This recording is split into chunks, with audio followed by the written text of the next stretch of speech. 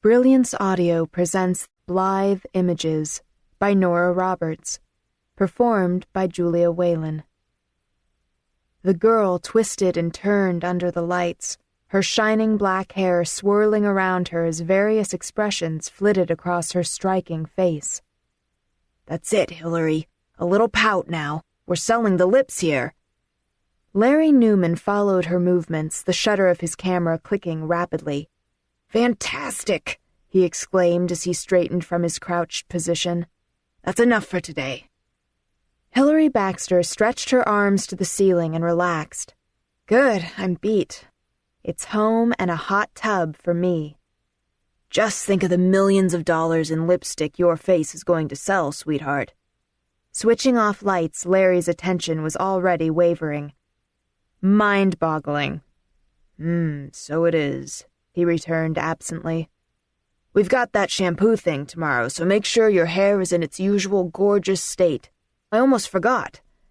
He turned and faced her directly. "I have a business appointment in the morning. I'll get someone to stand in for me." Hilary smiled with fond indulgence. She had been modeling for 3 years now, and Larry was her favorite photographer.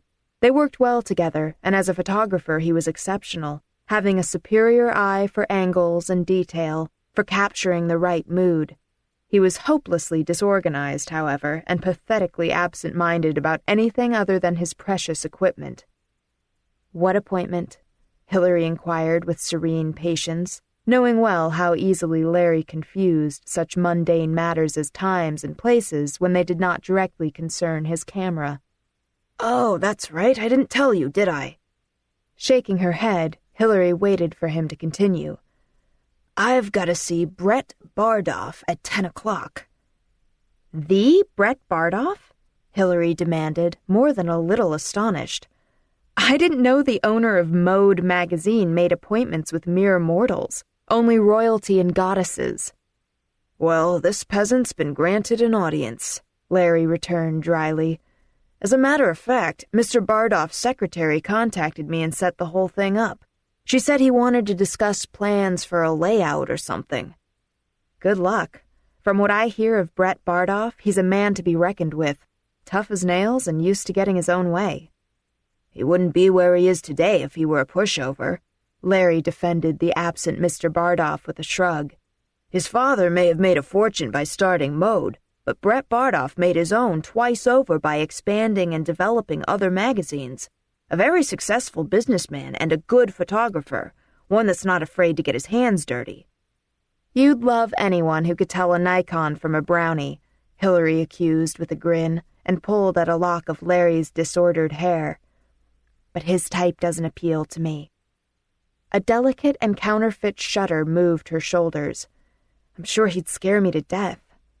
"Nothing scares you, Hill," Larry said fondly as he watched the tall, willowy woman gather her things and move for the door.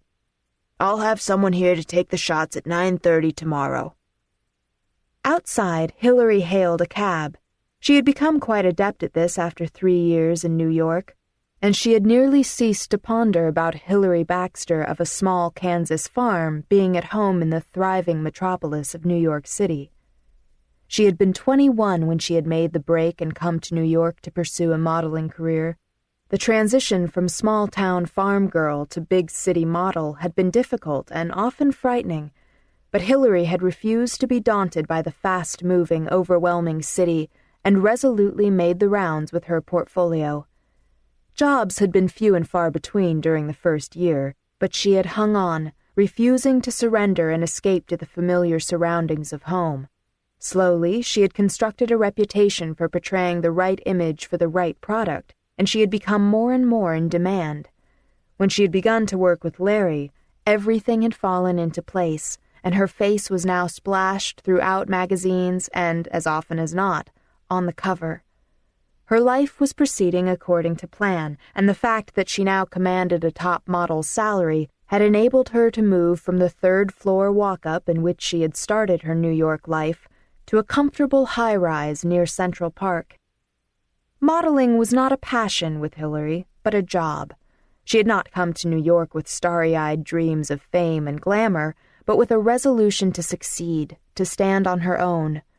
The choice of career had seemed inevitable, since she possessed a natural grace and poise and striking good looks.